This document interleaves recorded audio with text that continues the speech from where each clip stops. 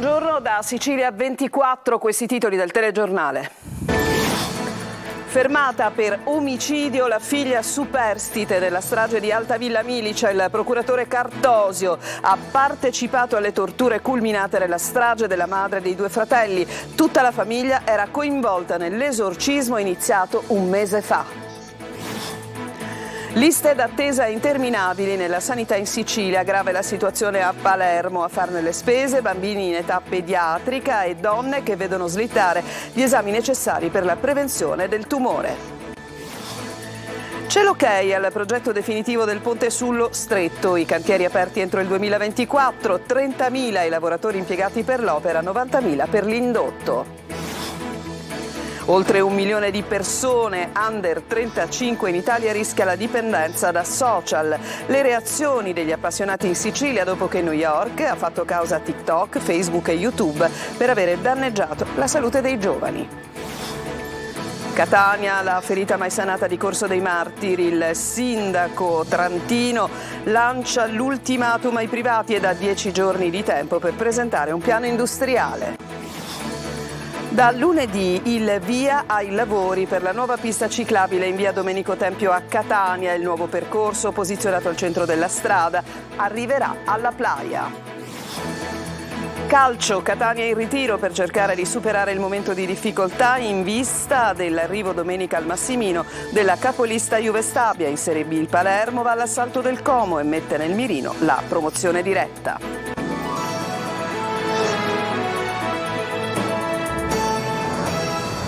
Ben trovati, apriamo il nostro telegiornale con una svolta in quella che è la gravissima strage familiare di Altavilla Milicia, perché è stata fermata per omicidio la figlia, la ragazza di 17 anni, superstite. Ha partecipato alle torture culminate nella strage, nell'uccisione della madre e dei due fratelli.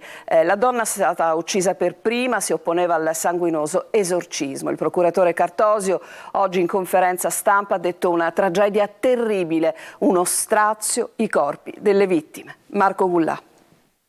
La figlia di Giovanni Barreca, accusato di aver ucciso insieme a 2 complici, la moglie e i 2 figli maschi durante un esorcismo, l'unica superstite, Miriam, è stata fermata il 14 febbraio scorso per omicidio dalla procura dei minori. La ragazza avrebbe quindi partecipato alla strage. Il fermo è stato convalidato dal GIP. Lo si è appreso al termine della conferenza stampa del procuratore di Termini Imerese Ambrogio Cartosio sulla mattanza di Altavilla Milicia. La ragazza è coinvolta, nella situazione che si è creata di parossismo religioso.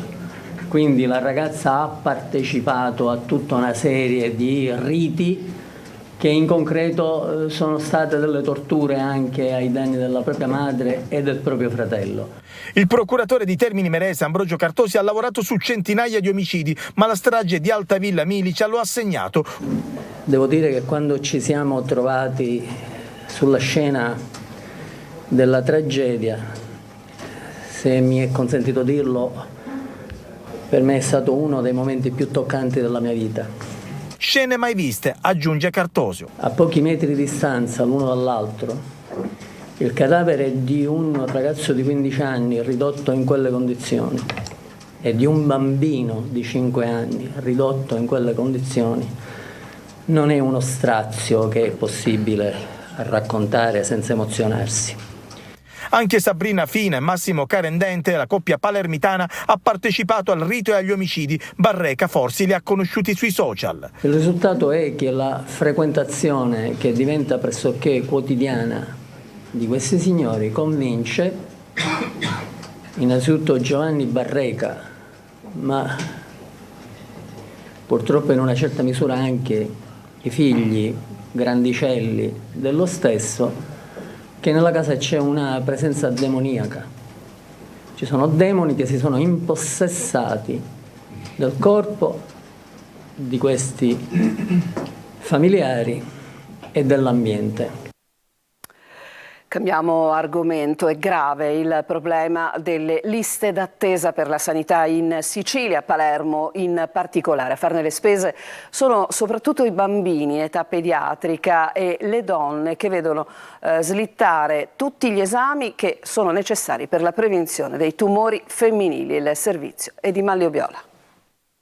Poco meno di 1000 bambini in attesa di visite ed esami all'ospedale di Cristina, quasi 2000 donne in attesa di test di prevenzione dei tumori femminili fra i due maggiori ospedali palermitani, 10 mesi in media per ottenere un esame diagnostico per immagini come tacco o risonanze se non si può permettersi la prestazione intramenia, ovvero a pagamento. Sono solo alcuni dati per fotografare la condizione delle liste d'attesa della sanità palermitana, una condizione che non è particolarmente diversa in altre province, anche se c'è chi sta meglio. Liste abbattute ad esempio a Siracusa e a Trapani, dimezzate nel Ragusano e nel Catanese, ma con ancora lunghe attese, soprattutto nella città etnea, come tutte le grandi città, Messina compresa.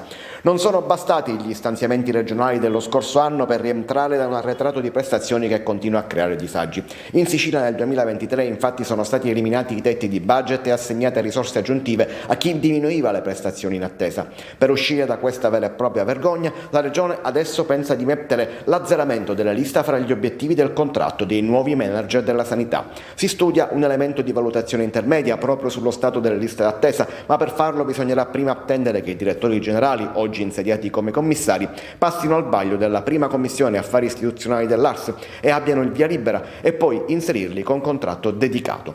Il passo successivo sarà la ricognizione e dunque la trasmissione dei dati. Ma intanto al Policlinico di Palermo il commissario straordinario Maria Grazia Fornari ha insediato un nuovo tavolo di emergenza proprio sulle liste d'attesa per portarsi avanti su un lavoro complesso che si annuncia comunque ancora lungo.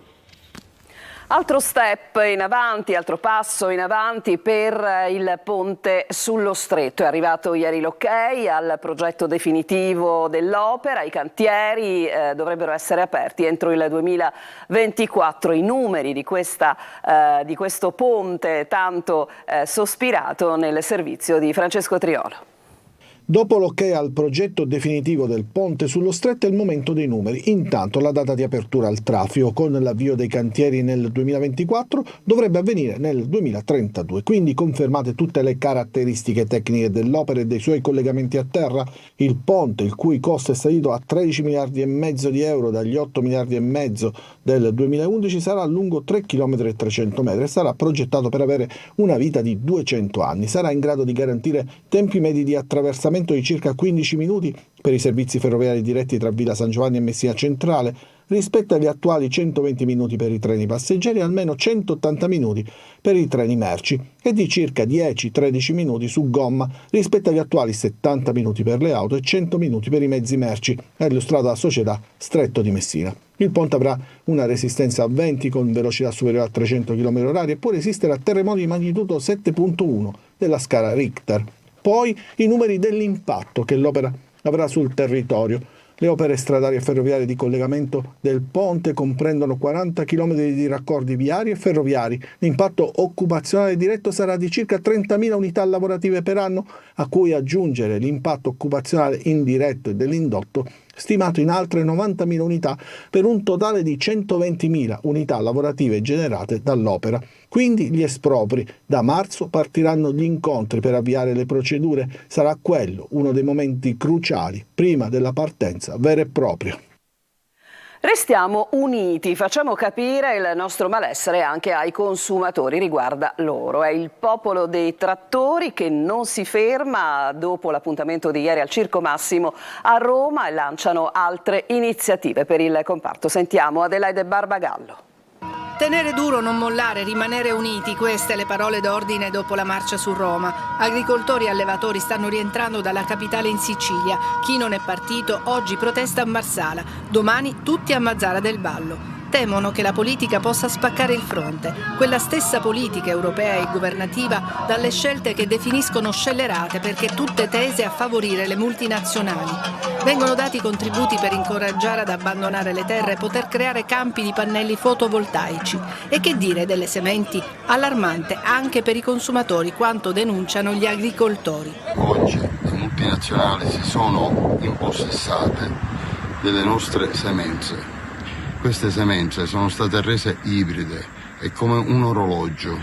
ogni tot di giorni necessita un prodotto per poterle portare avanti, e alla fine della cultura queste semenze non produrranno più il prodotto, nasce la piantina ma non fa il prodotto. Stanno controllando tutto il cibo del mondo, le multinazionali. Sono delle politiche scellerate europee che vanno fermate, ed è un argomento che interessa a tutti noi italiani. Queste sementi, spiegano, producono frutti che necessitano, per non ammalarsi, di prodotti che vengono forniti dalle stesse multinazionali. Per gli agricoltori è una nuova schiavitù. La Sicilia, un tempo granaio d'Italia con agrumeti che profumano di zagara e vigneti dalle forti viti, rischia per i manifestanti di diventare prateria per l'arricchimento di pochi. A Roma restano alcuni trattori a presidiare ancora per giorni le vie consolari. I manifestanti ce l'hanno con il governo, l'Europa, ma anche con le associazioni di categoria che hanno sottoscritto gli accordi col governo.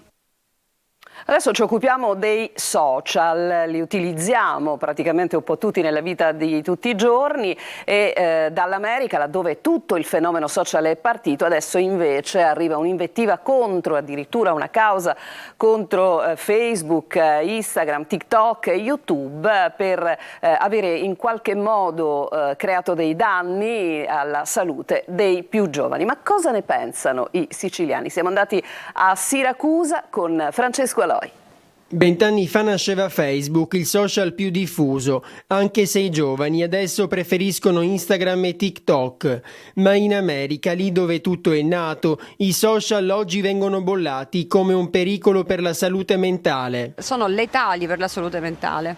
Andrebbero vietati, almeno ai minori di 14 anni. Sono anche motivo di, per esempio, cyberbullismo, ma secondo me sono una delle più grandi innovazioni, soprattutto per noi giovani, e non credo che siano, diciamo, un danno. In parte hanno ragione, ha aiutato comunque alla socializzazione, però da un lato credo che ha aiutato un po' il bullismo. Ad essere sottomessi ai social sono soprattutto i giovani. Secondo Demoscopica sarebbero più di 1 milione gli under 35 ad elevato rischio di dipendenza. Tra di loro c'è chi posta foto ogni giorno, contando maniacalmente i like ottenuti. Ci chiudono, non ci sentiamo liberi anche per comunicare con le altre persone, siamo, diciamo, un po' chiusi. Ormai più avanti andiamo più sarà così, secondo me. Bisogna usare bene i social. Imparare a essere più attivi nel mondo reale. La scena tipo è questa: 2 fidanzati o una comitiva di amici seduti al tavolo. Tra loro il silenzio, tutti guardano il cellulare collegati con un mondo parallelo. Bisogna intervenire anche in Italia, ci dicono in molti. La lotta contro la violenza sulle donne deve partire dalla prevenzione nelle scuole. Così 2 comuni del Catanese lanciano un progetto per fare rete con incontri tra istituzioni e le donne e gli uomini che verranno. Desiree Ferlito. La lotta alla violenza sulle donne inizia già a scuola. Educare al rispetto delle donne sin da piccoli è l'obiettivo del progetto promosso dal distretto sociosanitario di Gravina di Catania e il comune di Valverde. Un ciclo di incontri per mettere a confronto tutti i protagonisti del sistema e per sottoscrivere un protocollo d'intesa per la promozione di strategie condivise finalizzate alla prevenzione. Coinvolgere gli enti territoriali, coinvolgere gli enti che stanno a contatto con le nuove generazioni, quali la scuola e i servizi sociali, ha proprio questo duplice valore, cioè quello di intercettare ma anche quello di educare a non essere un maltrattante. Preoccupa il trend degli ultimi anni. Le vittime sono sempre più giovani e i carnefici spesso coetanei. Bisogna molto lavorare sulla prevenzione e sul cambiamento culturale. Guardi, lei ha visto quanto movimento c'è stato a seguito del femminicidio di Giulia Cecchettin. Perché si è verificato questo? Io un po' me lo sono posto il problema, perché erano dei ragazzi che rientravano nella normalità. Lei è una studentessa, lui il compagno di studi, il fidanzato, e proprio perché nessuno si deve considerare al di fuori di queste situazioni. Parola d'ordine: fare rete, istituzioni, forze dell'ordine, amministrazione e centri d'ascolto che ascoltano le storie di dolore di tante donne che non sono sono sole. Io ci sono, conta su di me. Questo è quello che dobbiamo dire alle donne. Intanto non sono sole, chiamate per parlare, non per uscire. Uscire è una cosa troppo complicata. Aprire la porta di casa non è così semplice, non la apro nei confronti di tutti. Ci fermiamo adesso una pausa e torniamo tra pochissimo, andremo a Catania, Corso dei Martiri.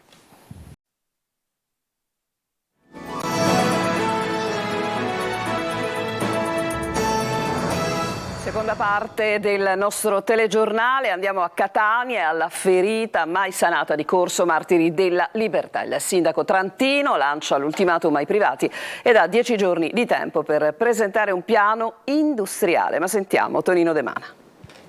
Ed ora partono diffide e ultimatum. Dopo 70 anni d'attesa per Corso dei Martiri non c'è più altro tempo da perdere, visto che le fosse nel cuore di Catania rappresentano una ferita storica che necessita di essere sanata prima possibile. Se ne è accorto il sindaco Trantino, che con una lettera ha imposto ai proprietari dei terreni un piano industriale per sbloccare le opere ed avviare il risanamento. Destinatari delle missive del primo cittadino sono l'Istituto Immobiliare di Catania SPA, il Cecos SPA e Risanamento San Berillo, che dovranno procedere alle operazioni di bonifica per riportare ordine, decoro e sicurezza nelle aree in questione. Impasse che riguarda anche il parcheggio multipiano di Piazza della Repubblica, che si sarebbe dovuto integrare con il parco urbano da realizzare tra via Maddem e Piazza Grenoble per un investimento di 12 milioni di euro. Trantino ha anche un piano B, ovvero la manifestazione di interesse del comune di Catania ad acquistare le aree e al tempo stesso far pressing sulla regione ed in particolare sull'assessorato al bilancio per gli eventuali espropri.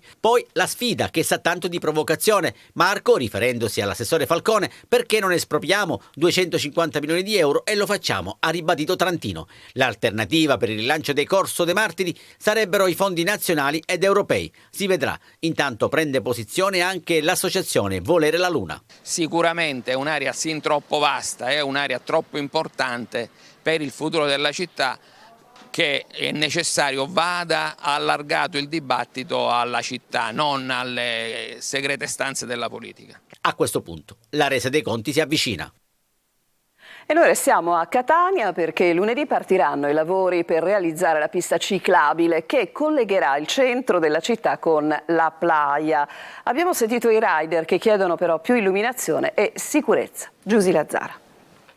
Siamo in via Domenico Tempio a Catania. Su questo spartitraffico da lunedì cominceranno i lavori per la realizzazione di una pista ciclabile che dovrebbe collegare il centro con la zona della playa. E il sindaco Trantino con un post ad annunciare la realizzazione della nuova pista ciclabile, finiti i lavori di riqualificazione delle vie Cristoforo Colombo e Domenico Tempio, principali arterie di accesso e uscita di Catania. Sui 4 chilometri delle 2 carreggiate a doppio senso di marcia, come si vede nelle immagini dell'elaborazione al computer, che stanno per essere rinnovate per garantire la sicurezza di pedoni, automobilisti e ciclisti, al centro del percorso sorgerà una pista ciclabile protetta e leggermente rialzata. Passi in avanti per facilitare la mobilità su 2 ruote che i rider chiedono più sicura.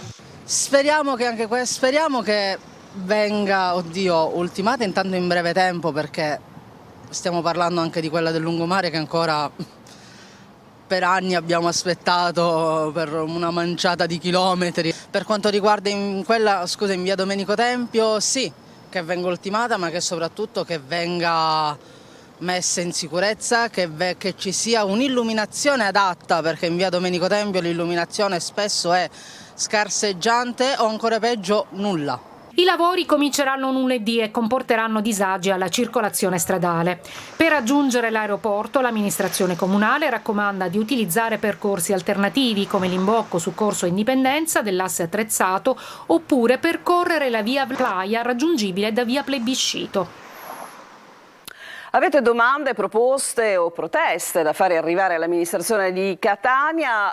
Come ogni venerdì, tra poco alle 14.30 sarà nostro ospite in diretta appunto su Telecolor il sindaco della città etnea Trantino, con lui in studio naturalmente il nostro direttore Michele Cucuzza. Potrete inviare le vostre domande o appunto le vostre proteste alla nostra mail sicilia24focus focus@telecolor.it o mandare dei messaggi di testo alla linea WhatsApp 342 74 55 005. Appuntamento dunque tra poco alle 14:30 su Telecolor e in streaming sulla siciliaweb.it. Noi adesso ci fermiamo per una pausa e torniamo con il calcio.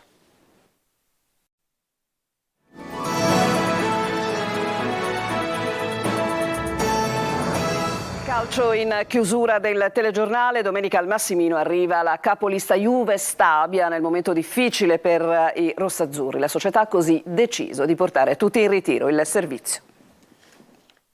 È uno dei momenti più delicati della storia del Catania, targato Pelligra. La sconfitta di Latina è stata una mazzata, un macigno, 11ª sconfitta stagionale, così la decisione di portare tutti in ritiro almeno sino a domenica prossima per la società è più l'intenzione di fare quadrato, compattarsi piuttosto che di punire.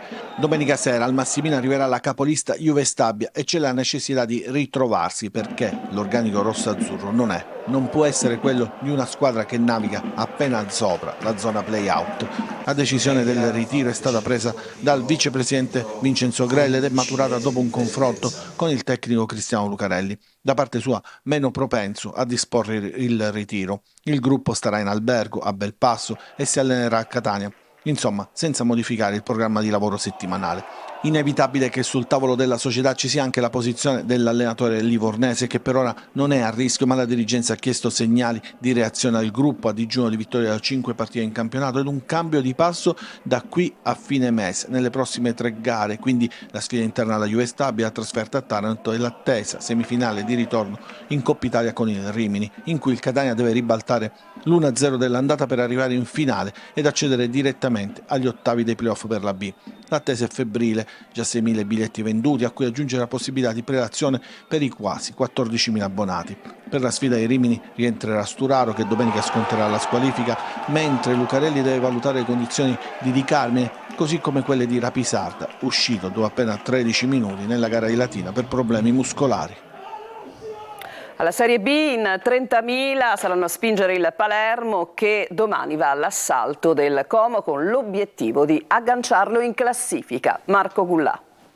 Obiettivo continuità, vigilia di campionato per il Palermo che domani in un Barbera con quasi 30.000 spettatori proverà a battere il Como per agganciarlo in classifica, una prova di maturità. Rosanero chiamati ad una prova importante per candidarsi ufficialmente alla promozione diretta, squadra che vince, del resto non si cambia. Corini confermerà quasi in toto la formazione che ha battuto la Feralpi Salò. A centrocampo tornerà Gomes che farà reparto assieme a Ranocchia e Segre. Dovrebbe essere confermato anche il tridente schierato contro la Feralpi. Il dubbio riguarda il posto di esterno destro. Di Mariano è avanti nel ballottaggio con Insigne. Al centro c'è Brunori, mentre sulla sinistra spazio a Di Francesco con Ciaca Traoré in panchina ma pronto a subentrare. Dovrebbe esordire. Anche in difesa nessun dubbio. Como ben organizzato e che punterà sull'estro di Strefezza. L'ex Lecce ha già segnato 2 gol in campionato. Fischio d'inizio domani alle 16:15.